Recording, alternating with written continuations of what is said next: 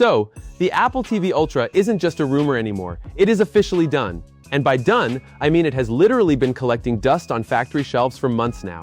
We are looking at a beast of a new processor, custom Wi-Fi chips built by Apple, a remote that finally fixes the most annoying problem in history, and a weird software delay that is confusing basically everyone. If you click this video, you're probably asking the same exact questions I see in my comments every single day. Is this Ultrabox actually coming out, or is it just more internet noise? Why does the current remote insist on disappearing into the couch void with no way to find it? And is there actually enough new stuff inside this black box to justify waiting to buy one? I know a ton of you have refused to buy a streaming box for over a year now. You are just waiting for absolute proof instead of sketchy guesses. Well, that proof is finally here, and we are digging right into it today. And this isn't some random Reddit rumor. Bloomberg's Mark Gurman just dropped the hammer, confirming this hardware is good to go.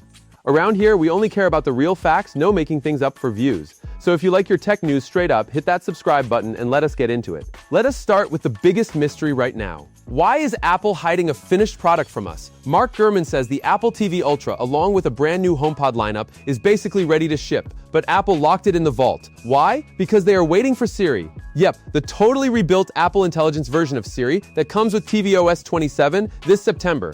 This isn't a supply chain issue, it is a calculated software waiting game. Spring came and went. WWDC gave us nothing, but now all the internal leaks point right at September. So why is Siri causing a massive traffic jam? Because Apple is completely rebuilding the assistant from scratch to actually understand normal human sentences and handle complex multi-step tasks. But to process all that AI magic locally on your TV, the box needs serious muscle. The developer logs show Apple Intelligence needs at least an A17 Pro chip and 8 gigs of unified RAM. The current 2022 Apple TV only has the older A15 chip and way less memory, meaning it literally cannot handle the new AI. That lack of memory is exactly why we are stuck waiting in limbo. And look, you don't even have to take my word for it. The proof is sitting on Apple's public servers right now. The public beta for tvOS 27 went live back on July 13th. People are already using it, and it brings a massive 30% speed boost just for opening apps. You also get high-res lossless audio streaming, a totally redesigned video podcast app, and native 4K recording for your HomeKit security cameras. Oh, and Apple Music gets these really smooth auto-mix transitions. The software engine is already out there in the wild. It just needs the Ultra hardware to flip the switch on the heavy AI capabilities. Speaking of that hardware, let us talk about what is inside this thing. Multiple solid reports confirm the Ultra is packing that A17 Pro chip. This is a 3nm monster with a 6-core GPU and hardware-level ray tracing. That means we are getting realistic lighting and dynamic shadows in a box the size of a drink coaster. Throw in 8 gigs of RAM and AV1 video decoding. And this thing isn't just a basic Netflix machine anymore.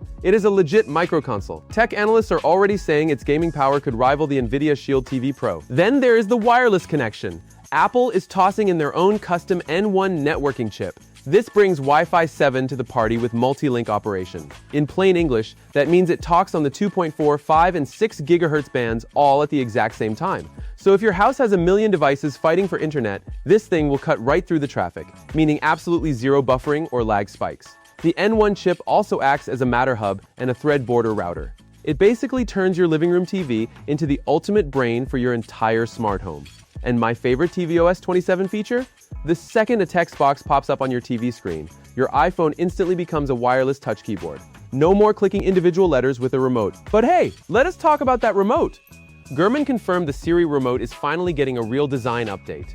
The supply chain leaks show they are jamming an ultra-wideband chip inside it. Yes, the exact same precision tracking tech they use in AirTags. So the next time your remote gets swallowed by the couch, you don't have to tear your living room apart.